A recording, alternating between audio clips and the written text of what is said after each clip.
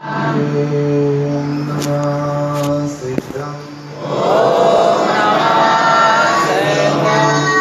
नमः सिद्धं। आनंदकरं ज्योति चिदानंदघनात्मनं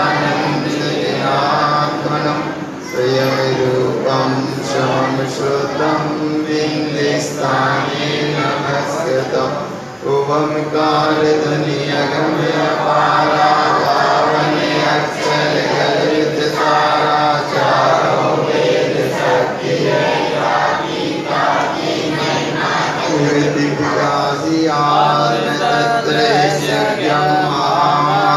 जगद्गुरुं प्रचण्डधर्मसूर्यं वन्दे श्रीगुरुतारणं वन्दे श्रीगुरुतारणं वन्दे श्रीगुरुतारणं। शुद्धात्मदेव की देखो, जिनवाणी की शब्द बड़े अमूल्य होते हैं।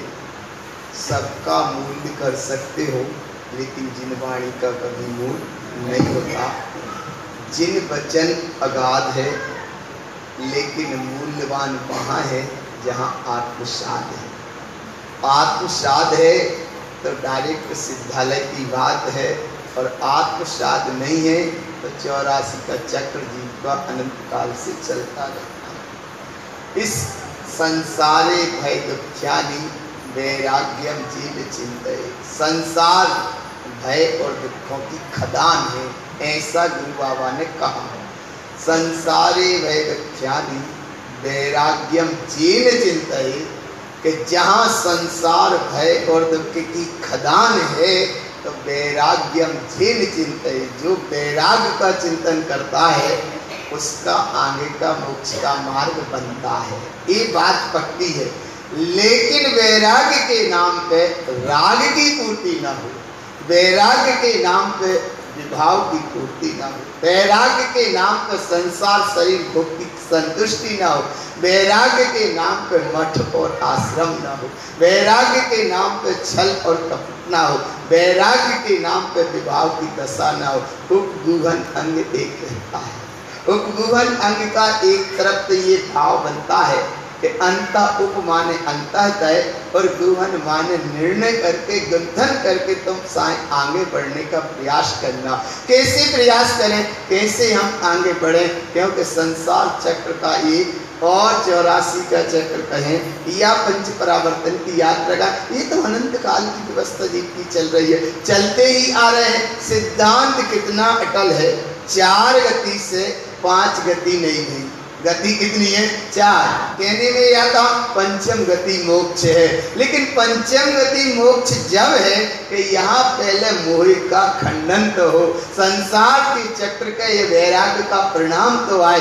आज वैराग्य के नाम पर कितना प्रदर्शन हो जाता है। कल एक बात बहुत अच्छी कहने में आई थी कि बोले भगवान ये नहीं पूछा जनमानस ने आके कि प्रवचन कब होंगे, लेकिन ये जरूर पूछते रहे कि दर्शन कब होंगे।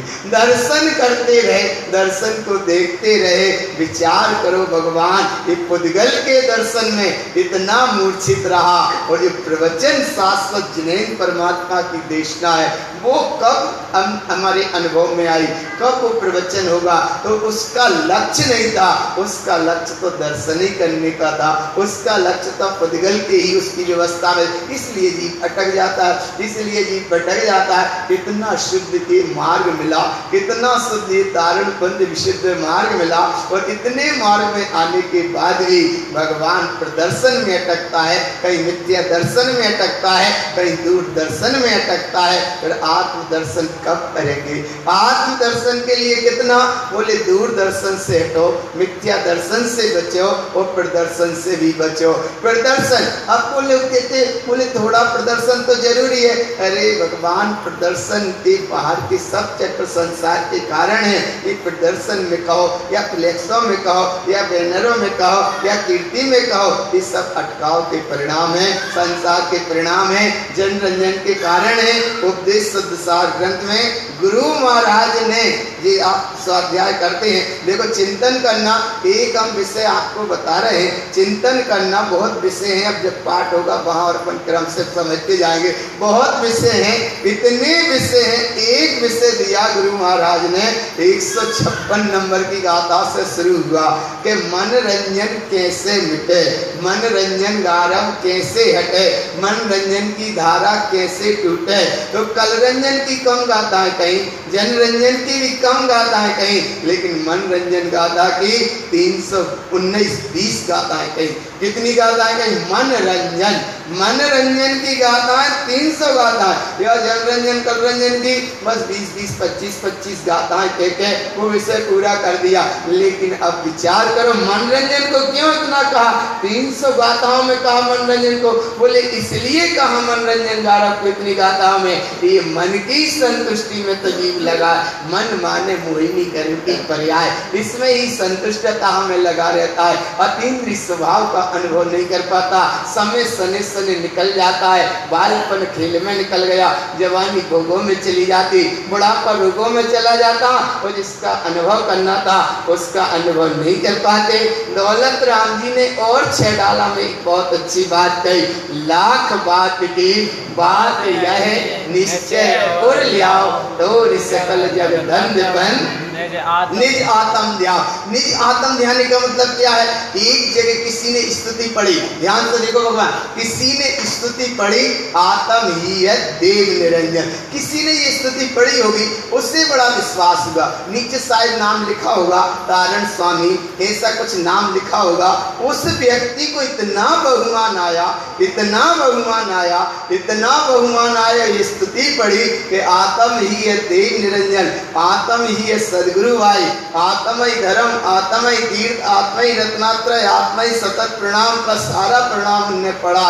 पढ़ने के बाद में बहुमान पूर्वक एक शब्द बोला, वो शब्द ये बोला कि तारण पंथी जहां बैठ जाए वहीं उसका चित्यालय, तारण पंथी जहां बैठ जाए वहीं उसका चित्यालय। क्योंकि हमने एक वहां की स्तुति पढ़ी है, तो उस स्तुति को पढ़ा था, उसमें ये लिखा था आत्म ही है देव निरंजन। और वो समाज का व्यक्ति नहीं था, लेकिन था जैन धर्म से जुड़ा हुआ कोई परिणामी व्यक्ति। लेकिन कितना बहुमान आया, तो एक तरफ उसे इतना बहुमान आया कि तारण पंथी जहां बैठ जाए वहां उसका चित्यालय है। और एक तारण पंथी ऐसा बोले यहाँ वहां भटक जाए, आ रहा है ना भाव पकड़ में। एक उसे इतना बहुमान आया कि जहां वो बैठ जाए वहां उसका चित्यालय है, वहां उसका धर्म है, वहीं उसका निर्वाण का मोक्ष का मार्ग है। तो ऐसा मत करना कि घर पे ही बैठे रहे, ऐसा भी मत करना कि घर पे ही बैठे रहे।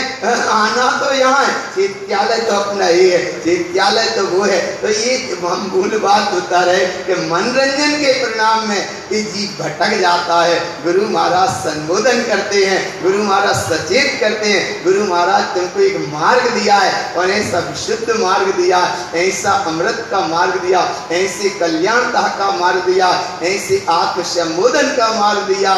लेकिन क्या करें, तारण स्वामी तो खूब ही अब नहीं सुनी, सुनी थी, तारण स्वामी खूब ही समझाते हैं, लेकिन जो जैनी भैया भूल जाते हैं। जब भूल की आदत आज से नहीं है। क्यों भूल जाते हैं? क्योंकि भूल जाने की भी बाकी एक जात है, भूल जाने के लिए जात है, इसलिए भूल जात है। अब नहीं भूलना। कल सबने पक्का किया था, निसंकित अंग को समझ लिया, निकांक्षित अंग को समझ लिया, और निर्वीत चिकित्सा अंग को समझ लिया, अमूढ़ दृष्टि अंग को समझ लिया। कल सबने समझा था कि किसी भी प्रकार की मिथ्या मान्यता नहीं करेंगे, नहीं करेंगे माने नहीं करेंगे। तुम बोल रहे हो आगे बैठ के, पीछे वालों को तो बुलवाना पड़ रहा। इसलिए भगवान पक्का करो कि मिथ्यात्व की मान्यता नहीं करेंगे। क्यों नहीं करेंगे? कि मिथ्यात्व मन मोह माया की मूर्छित करती है। मन मोह माया मिथ्यात्व ये मूर्छित करती है। इसलिए मिथ्यात्म परम दुख्यानि, मिथ्यात्व परम दुख का कारण है। जैसे संसारे भय दुख्यानि, संसार भय दुख का कारण है। ऐसे ही मिथ्यातम परम दुख्यानि। अच्छा ये गाथा बताओ सबको याद है कि नहीं? अच्छा याद तो नहीं होगी, लेकिन फिर भी स्वाध्याय होता तो पढ़ने में तो आती है। तारण स्वामी कह रहे गुरु महाराज की बात हम मानते हैं, जिन शासन की हम बात मानते हैं, जिन आगम को हम मानते हैं, जिन आज्ञा को हम मानते हैं, क्योंकि हम बार बार कहते हैं कथितम जिनेन्द्रम, जिनेन्द्र के वचन सत्य है। लेकिन मान्या जब नहीं तो इधर सत्य ध्रुव प्रमाण कह रहे और इधर ओम देख रहे हो, इसलिए भगवान इधर सत्यता ध्रुवता प्रमाणिकता यहाँ नारा बराबर। तो ये सब कहते हैं मिथ्यातम परम दुख्यानि, मिथ्यात परम दुख का कारण है। फिर क्या करें? सम्यक्तम परमम सुखम, सम्यक्त परम सुख का कारण है। अब दो का निर्णय करना, क्या करना है? दो का निर्णय करना, तो दो में से एक का निर्णय करना। काय का निर्णय करना?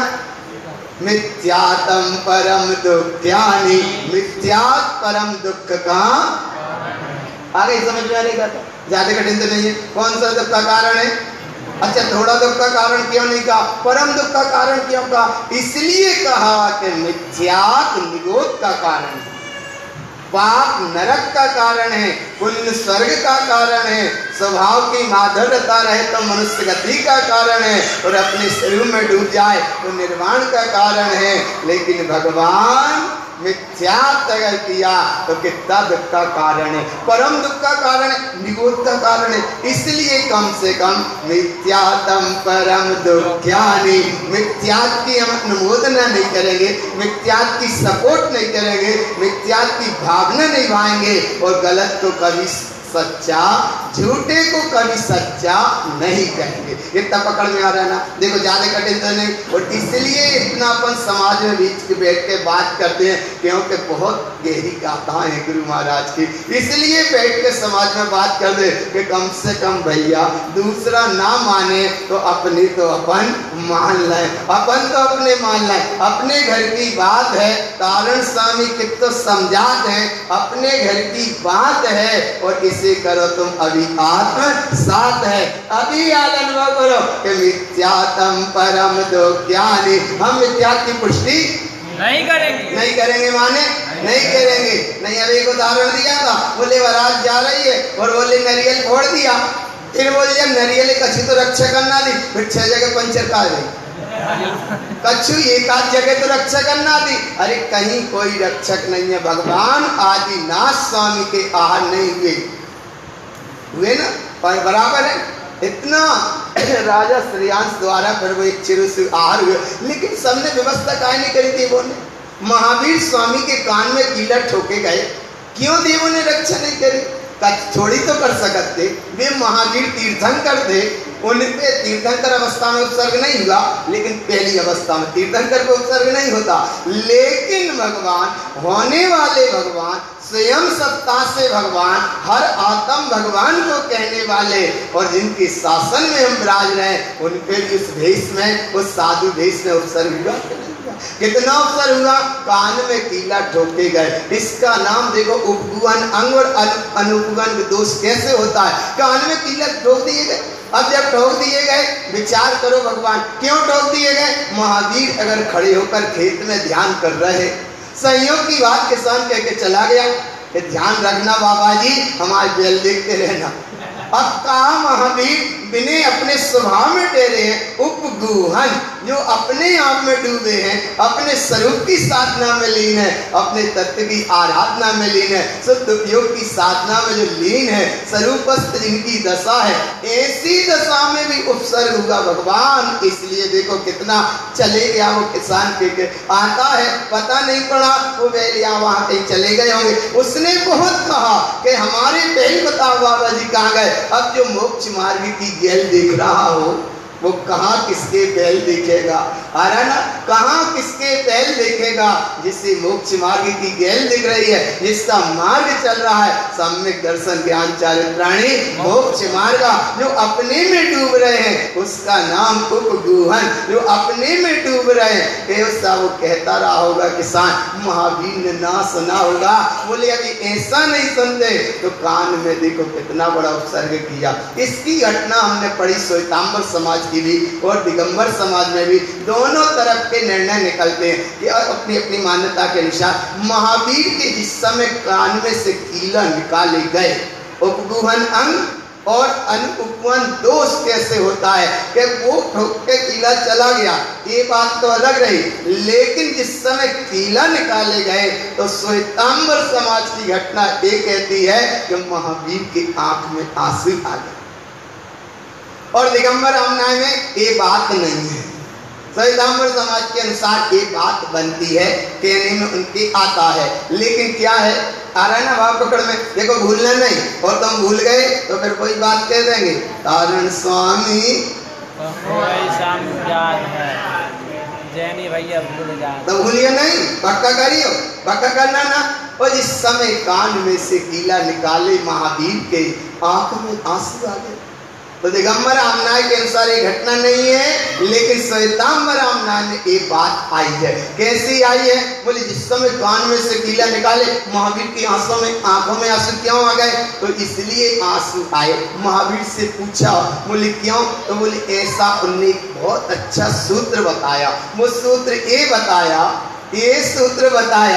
कि सुनो, जिसने कान में कीला ठोके सम्यक दृष्टि दोष न पश्यन्ते, आत्मार्थ जीव में ना दोष दिखता और ना वो किसी के दोष देखता। इसका नाम उपगुहन अंग नहीं दिख रहा था उनको, लेकिन भगवान फिर बोले आंख में आंसू क्यों आए? तो उनने जो कहा, उनके अनुसार उनने कहा कि देखो जो उसने उत्सर्ग किया वो हम तो सह गए, लेकिन जो उसने कर्म का बंध बांधा वो कर्म का बंध उसके उदय में आएगा, वो नहीं सह पाएगा। आ गया भाव पकड़ में। इतना उपसर्ग हम सह गए, लेकिन ऐसा उपसर्ग का जो उसने कर्म बंध बांधा, उस जीव ने कर्म बंध बांधा, आपको जब उसके उदय में ये आएगा वो नहीं सह पाएगा। इसलिए बोले आंख गीली हो गई। लेकिन कीर्तन करो तो ये आंख गीले का कोई प्रसंग बनता नहीं है। ये बात है श्वेतांबर रामनाय के अनुसार। दिगंबर रामनाय के अनुसार क्या है? दिगंबर रामनाय के अनुसार तो एकम जिनम स्वरूपम, एक जिनको स्वरूप। ऐसी एक सत्ता कैसी है? बोले इतनी एक अखंड सत्ता है कि मन रंजन से हटकर, जनरंजन से बचकर, कलरंजन से हटकर एकमात्र स्वरूप की तुम साधना करो, हर समय साधना करो। बोले चैत्यालय में बैठेंगे धर्म सब होगी तो बस एक ही बात तो होगी। वो बात क्या होगी? बोले ये बात होगी मिथ्यातम परम दुख्यानि, मिथ्यात परम दुख का कारण है। फिर क्या करना? सम्यक्तम परमम सुखम। सम्यक्त का बोले सम्यक्त परम सुख का कारण है, सम्यक्त परम सुख का कारण है। फिर हमें क्या करें? तत्र मिथ्या माया तिष्ठन्ति, इसलिए मिथ्या माया को त्याग कर फिर क्या करें? शुद्ध सम्यक्त साधना, शुद्ध सम्यक्त की साधना करो। काय की साधना करना? काय की साधना करना? काय की साधना करना? तुम तो बोले ही नहीं रहे, जैसे बिल्कुल पानी गिर रहा हो बाहर, जैसे बोलता है नहीं रहे, बोलता है जैसे वो ठंड तेज पड़ती है तब नहीं बोलते है ना। ऐसे काय की साधना करना है? काय की साधना करना है? अच्छा कौन कौन को करना है? अरे तुम हाथ फट देने उठा दे तो सुनो, हाथ उठावे से थोड़ी साधना होगी। अरे शुद्ध सम्यक्त साधना हृदय में, अंतःतः में, अंतःकरण में ये पक्का करना कि अब किसी भी प्रकार की मिथ्यात की मान्यता नहीं करेंगे। और मिथ्यात की मान्यता का अगर परिणाम है तो सब संसार का कारण है। नया मकान बनाया, देखो यहाँ बुरा नहीं मानना किसी ने बनाए हो, साज बादल जिनवाणी हम रखते गए थे बीच में, वो बीच में चलते चलते में, देखो कोई हम की व्यक्तिगत बात नहीं कह रहे, लेकिन भाव समझ लेना। क्या भाव समझ लेना? मकान बनाया नया और काला घड़ा रखा ऊपर, बड़े शान से वो रह रहा है। उसको क्यों रह रहा है? कि हमारे मकान को नजर, माने किसकी नजर किसको ना लग जाए? किसी की, उसकी तो नहीं लग रही क्योंकि वो तो मालिक ही है, इसलिए किसी की नजर हमारे मकान को ना लग जाए। बताओ जब मिथ्यात की मान्यता है कि सम्यक्त की साधना है, जल्दी बोलो, आगे तो अब बोलना ही बोलना है तुमको। जब पाठ होगा 10 प्रश्न आज दिए जाएंगे, 10 कल पूछे जाएंगे, ज्यादा नहीं तो कम ज्यादा कर ले। लेकिन आप पक्का करो, क्या करना, एक घड़ा मकान बनाया, घड़ा ऊपर रखा है, ये मिथ्यात्व की मान्यता है कि सम्यक की साधना। इतना तो जानना, इतना तो पकड़ने लगे। अब बोले मिथ्यात्व की मान्यता, यहीं तक कमी ना रही, यहीं तक बात रहती तो ठीक है। संयोग की बात, वो मकान मालिक निकल रहा था और निकलते समय ऊपर से चली हवा और वो मटका धड़का और वह मकान मालिक की खोपड़ी पे गिरा। बताओ जी कौन क्या हो गया? हमारे मकान में किसी की नजर ना लग जाए और उसका ही मकान और वो ही निकल रहा है, ऊपर हवा चली और उसी ने रखा था और वो ही मटका उसके सिर पे गिरा। तो बताओ कितनी सी रक्षा नहीं कर पाएगी? ये विपरीत मान्यता है क्या नहीं? और कहीं शायद, देखो सुनो ध्यान से, कहीं शायद वो ही मटका अगर भर के रख देता, 10 जने पानी पीते तो शायद मकान में नजर न लगती और उसका सिर भी बच जाता। लेकिन ये मिथ्यात्व की मान्यता इतनी विपरीत है, इतनी विपरीत मान्यता है, इसलिए हम बार बार कहते हैं इस भारतीय जनमानस के मानस पटल पर इतनी विपरीत मान्यता का साम्राज्य छाया है, जिसे लाखों वर्ष भी खोदो, करोड़ों वर्ष भी खोदो और कुछ कम मानो, अपनी ही भूल है।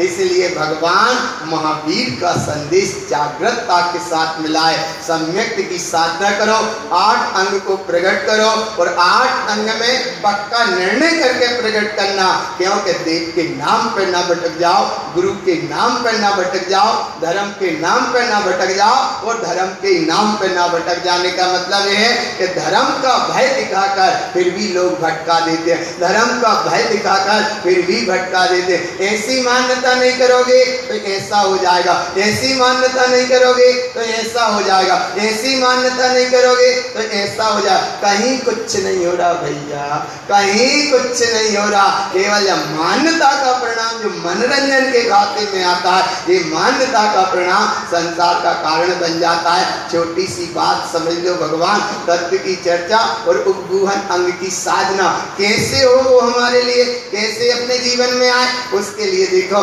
राजचंद जी चले जा रहे हैं, एक छोटी सी बिटिया उनके हाथ में, बिटिया माने छोटी सी बिटिया उंगली पकड़े चली जा रही है।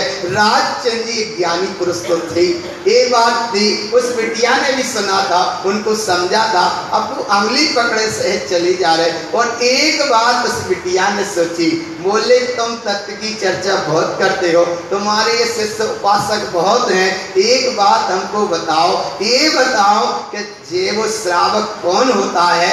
और श्रावक माने ऐसा समझो भाव केवल कि एक ये जैन धर्म क्या होता है और जैन धर्म को मानने वाला कैसा होता है? कितने प्रश्न पूछे उसने? कितने प्रश्न पूछे? कितने पूछे?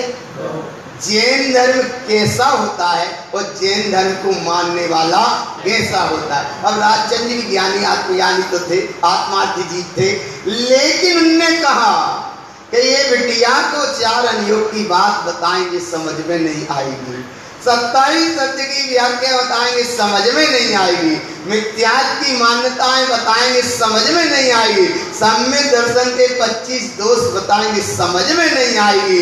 वे कैसे बोले इसे अनियोगों की बात बताएं या धर्म की बात बताएं, इसे समझ में नहीं आएगी, क्योंकि समय थोड़ा सा है। बड़े अनुभवपूर्ण उन्होंने वो बात बताई, शायद अनुभव में आ जाए। बिटिया अंगुली पकड़े जा रही है और क्या पूछा? जैन धर्म क्या होता है और जैन धर्म को मानने वाला कैसा होता है? 2 प्रश्न एक साथ, छोटी सी बिटिया, उनने कितना सटीक उत्तर दिया। सामने न्यायालय दिख गया उनको, न्यायालय दिखा राजचंद जी को। उनने उस न्यायालय को देख के उस बिटिया के प्रश्न का उत्तर दिया। बोले देख वो सामने दिख रहा है। बोले क्या दिख रहा है? बोले दिख रहा है। क्या दिख रहा है? बोले ये न्यायालय दिख रहा है। कितना तो वो समझदार थी।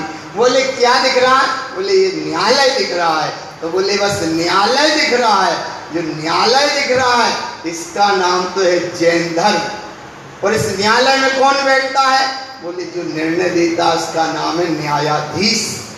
तो दूसरे प्रश्न का उत्तर था कि जैनी कौन होता है? उसका नाम है न्यायाधीश। और जैन धर्म कैसा होता है? उसका नाम है न्यायालय।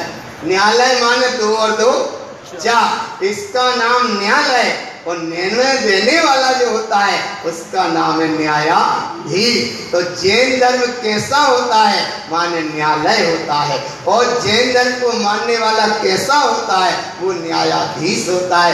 एक बार अगर मिथ्यात्व की मान्यता तोड़ दई माने तोड़ दई, बोले हम तो नहीं करें लेकिन परिवार के पीछे करने पड़ते। अच्छा, परिवार के पीछे करना पड़ेगी तो कर्म का बंध कौन बांध रहा है? कर्म का बंध खुद बांध रहा है तो भोगेगा कौन? स्वयं हो गए। इतने समझदार भी हैं, इसलिए तारण स्वामी तो समझाते हैं, लेकिन जो जैनी भैया अब मत भूलना, पक्का करना। एक बार माने एक बार दर्पण तुम सामने लगा है, हाथ लग जाए, नीचे गिर गया, उसमें क्रैक आ गए, तो बताओ अब कितना तुम विचार करोगे कि कहीं फूट तो नहीं गया? क्रैक हो गया लेकिन फिर भी क्या करे? फूट तो नहीं गया, देखें फूट तो नहीं गया, अरे देखते हैं फूट तो नहीं गया, अरे बोले वो तो फूट ही गया, फिर क्या विचार कर रहा? देखें फूट तो नहीं गया, देखें फूट तो नहीं गया। बोले वो तो फूट ही गया, अब तू फूटे को भी फूटा नहीं मान रहा, माने तेरी आंख ही फूटी। ऐसा कह नहीं सकते, अनुमति त्याग है हमारा, ऐसा हम कह नहीं रहे, लेकिन ऐसी मिथ्यात्व की मान्यता होती है। जब फूटा ही गया तो एक बार दिख गया, मान जा कि फूटा है माने फूटा है, और नहीं मान रहा तो तेरा देखना भी झूठा है। ये है मिथ्यात्व की मान्यता। इसलिए भगवान थोड़ा विचार करो, जहाँ सच्चे दोस्त निर्दोषता की ओर चलना उसका नाम है उपगुहन अंग, और दोष पर दोष करते जाना इसका नाम है अनुगुहन दोष। इस दोष का परिणाम संसार का कारण है, और जहाँ ज्ञान आत्मा का परिणाम है उसका नाम उपगुहन अंग है। पहले दिन में सब निशंकित हो गए, दूसरे दिन में सब निकांक्षित हो गए, तीसरे दिन में सब गिलानी घृणा से दूर हो गए। अब कोई से ना करना गिलानी, ना कोई से करने घृणा। सही कह रहे, बिल्कुल मत करो, पक्का बता रहे हैं हम, इसलिए बता रहे हैं। अच्छा सुनो, डॉक्टर, हाँ जी भाई साहब, डॉक्टर का उदाहरण जल्द दिया जाता है। ये डॉक्टर है या कोई भी डॉक्टर है, पेशेंट कैसे कैसे आते हैं, कैसे कैसे आते हैं, और डॉक्टर साहब कहने लगे कि नहीं नहीं भैया हम तो ऐसे पेशेंट का, फिर क्या होगा? अरे डॉक्टर उस समय डॉक्टर नहीं है, डॉक्टर उस समय परमेश्वर के रूप में है। उतनी देर के लिए, कितने देर के लिए?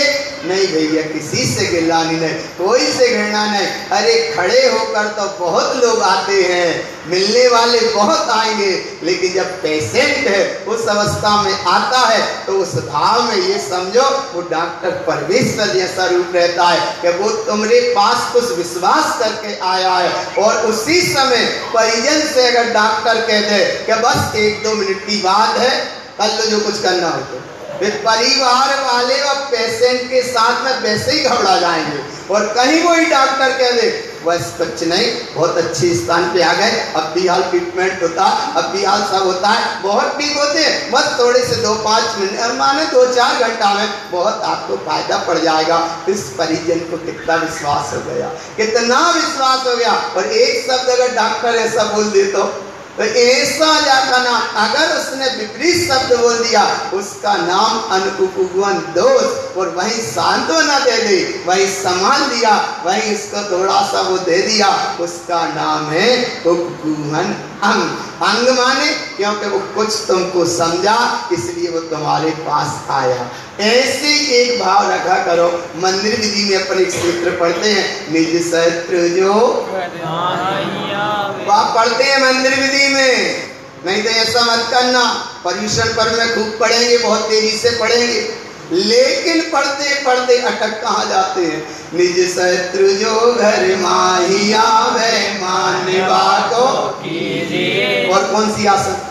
शुभ ऊंची आसन मधुर वाणी बोल के, ये तो मंदिर विधि में पढ़ते हैं। और एक सूत्र में हमने एक प्रति में पढ़ा, वो सूत्र इतना अच्छा पढ़ा, कोई भी व्यक्ति तुम्हारे पास आता है तो उसे तुम व्यक्तिता से मत देखो, उसे तुम ऊंच नीच से मत देखो।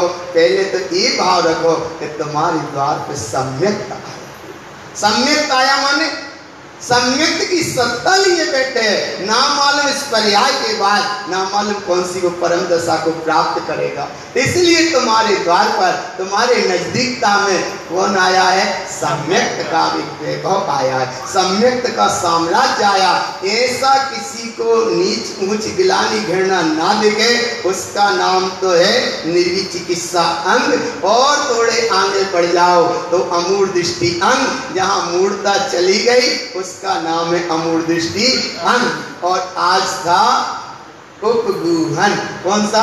उपगूहन। इतना करना, अपने गुणों को ज्यादा प्रचार करियो मती और दूसरों के दोषों को भी ज्यादा थोड़ा बहुत संकेत कर देना, बता देना, वो बात अलग है। लेकिन बताने के साथ बताओगे भी नहीं तो फिर स्थितिकरण अंग कैसे होगा? बताना भी जरूरी है, लेकिन थोड़ी एकाग्रता से, तन्मयता से उस समय बताओ जिस समय उसकी समझने की सही स्थिति है। स्थितिकरण कल होगा, कल अपन समझेंगे। इसलिए भगवान कई जगह की स्थितियां बनती हैं। एक पंडित वो जगमोहन लाल शास्त्री जी का उदाहरण बहुत अच्छे अनुभव में है। और कोई मुनिजन की प्रशंसा सुनी होगी, संयोग की बात वो मिलने पहुंच गए। वो मिलने पहुंचे, उस समय वो किसी का हिसाब किताब ईट का लगा रहे होंगे। उस समय उन पंडित जी ने उन साधु से कहा, मिलने आए और वे से ही बात कर रहे, और वे उनसे ही पूछ रहे हैं, उनको ही नाम लेकर उनसे ही पूछ रहे हैं कि वे साधु कहाँ हैं, हम उनसे मिलने आए। तब तक वो साधु को क्रोध आने में देर तो लगती है।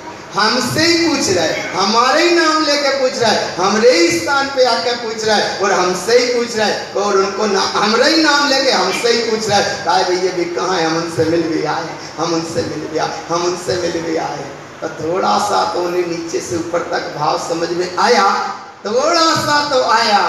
लेकिन बाद में एकदम उन साधु ने उनसे पूछ लिया कि तुम कहाँ से आए, कहाँ से आए? उनने थोड़ा सा परिचय बताया।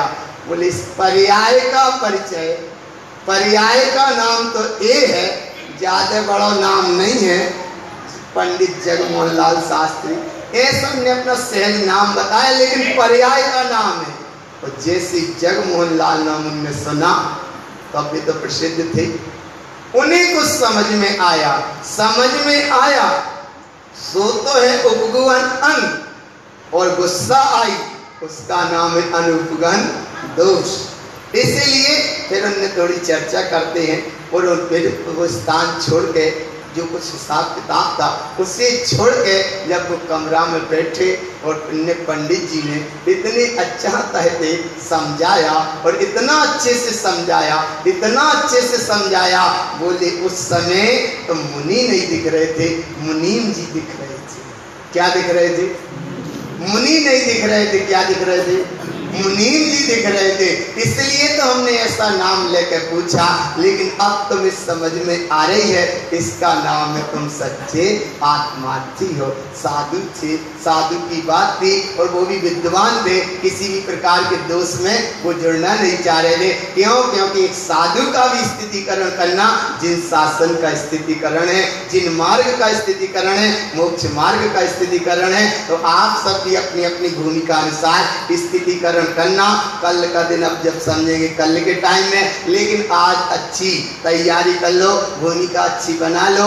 आज के 5 दिन निकल गए, बस 3 और बचे हैं। 3 के बाद फिर जैसा कार्यक्रम आगे होगा सूचना देते जाएंगे। समय अपना हुआ पूरा, लेकिन ईमानदारी से उपगुहन अंग की भावना लेके उठना, ऐसी भावना लेके उठना, सुखी रहे सब जीव जगत के, कोई कभी ना घबरावे, बैर पाप अभिमान छोड़ जग नित्य रहे मंगल गावे।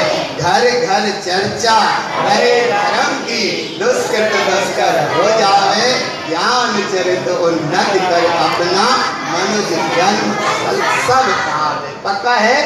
क्या बोलता है? बोलो गुरु महाराज की, धर्म की, गुरु महाराज की, ग्रंथादि राज।